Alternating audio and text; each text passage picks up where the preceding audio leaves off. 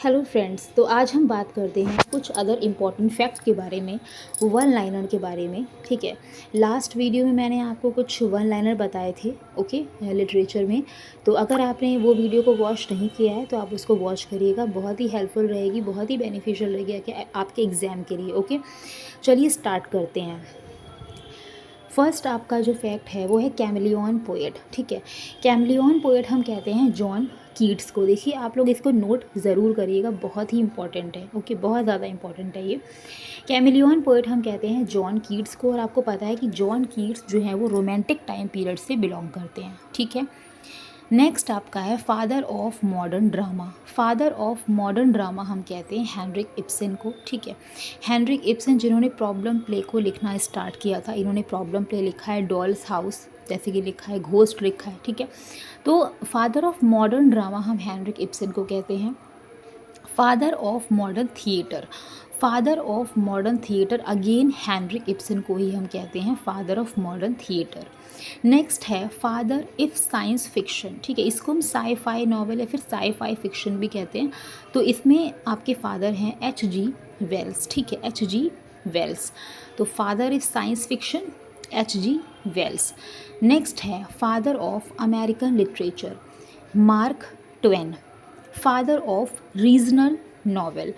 Regional novel, आपने novel के types पढ़े होंगे, उसमें एक टाइप आता है रीजनल नॉवेल। ठीक है, बहुत सारे आते हैं आपकी, एपिस्टोलरी नॉवेल आता है और पिकेरेक्स नॉवेल आता है। ठीक है, तो उसी में एक टाइप होता है regional novel.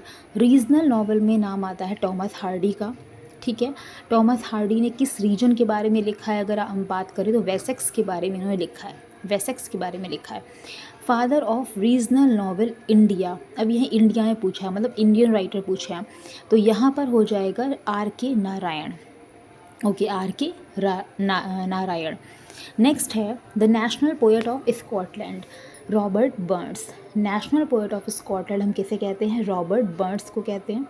Father of modernity in Indian English poetry. ठीक है, modernity in Indian English poetry अगर आपसे पूछे तो वो हो जाएंगे निसिम एजिकिल, निसिम एजिकिल। ओके, नेक्स्ट है फादर ऑफ इंग्लिश क्रिटिसिज्म। देखिए, इंग्लिश क्रिटिसिज्म में अगर आपसे पूछे तो आई ए रिचार्ड तो क्रिटिक हैं, यहाँ पर पूछा गया है फादर ऑफ इंग्लिश क्रिटिसिज्म, तो यहाँ पर हो जाएंगे आपके जॉन ड्राइडन। जॉन ड्राइडन आपको पता है कि रेस्टोरेशन एज से बिलोंग करते हैं, रेस्टोरेशन जो नियो क्लासिकल में रेस्टोरेशन टाइम पीरियड है वहाँ से बिलोंग करते हैं जॉन ड्राइडन। ओके, अगर हम इंग्लिश क्रिटिक्स की बात करें तो आपने पढ़ा होगा जो हिस्ट्री ऑफ इंग्लिश लिटरेचर में मॉडर्न टाइम पीरियड है, मॉडर्न टाइम पीरियड में क्रिटिक्स हमें याद करने हैं, वो कौन कौन से हैं आप लोग नोट कर सकते हैं। I.A. रिचर्ड हैं, F.R. लेविस हैं, वर्जीनिया वुल्फ हैं, विलियम एम्पसन हैं। ये सारे क्रिटिक्स जो हैं वो आपके मॉडर्न टाइम पीरियड में आते हैं, ये क्रिटिक्स। ठीक है, आप लोग इसे नोट कर लीजिएगा। नेक्स्ट है father of African English literature. ठीक है, तो अफ्रीकन इंग्लिश लिटरेचर में चिनुआ अचेबी को हम याद रखेंगे। Father of essay, father of essay जो हैं वो माइकल डी मॉन्टेग हैं। ठीक है, लेकिन अगर आपसे पूछे फादर ऑफ इंग्लिश एसे तो आपका आंसर हो जाएगा फ्रांसिस बेकन। ठीक है, सिर्फ father of essay Michael de Montaigne या फिर मॉन्टेग। ठीक है, father of comedy Aristophanes and father of Greek tragedy Aeschylus. ठीक है, ग्रीक ड्रामाटिस्ट ट्रेजेडियन में 3 नाम आपको याद रखने बहुत ज़रूरी हैं, बहुत ही इंपॉर्टेंट है, Aeschylus, Sophocles and Euripides. Sophocles का बहुत ही इंपॉर्टेंट वर्क है Oedipus the Rex, Electra and Antigone. ठीक है, तो यहाँ पर आपको ध्यान रखना है father of Greek tragedy Aeschylus. जो भी अदर इन्फॉर्मेशन मैं दे रही हूँ वो आप नोट कर लीजिएगा, वो बहुत इंपॉर्टेंट है। ठीक है,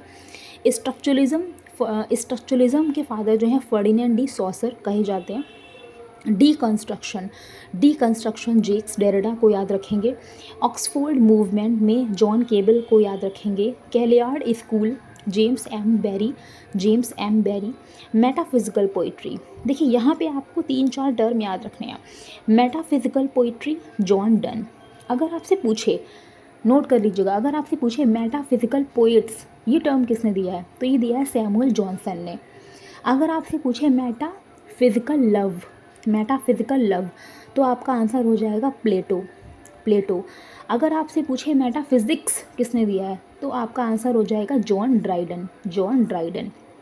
ठीक है, और अगर आपसे पूछे मेटाफिजिकल पोएट्स एस्से, ठीक है, सिर्फ मेटाफिजिकल पोएट्स सैमुअल जॉनसन, लेकिन अगर आपसे पूछे मेटाफिजिकल पोएट्स एस्से किसने लिखा है, तो वो आंसर फिर हो जाएगा टी.एस. एलियट।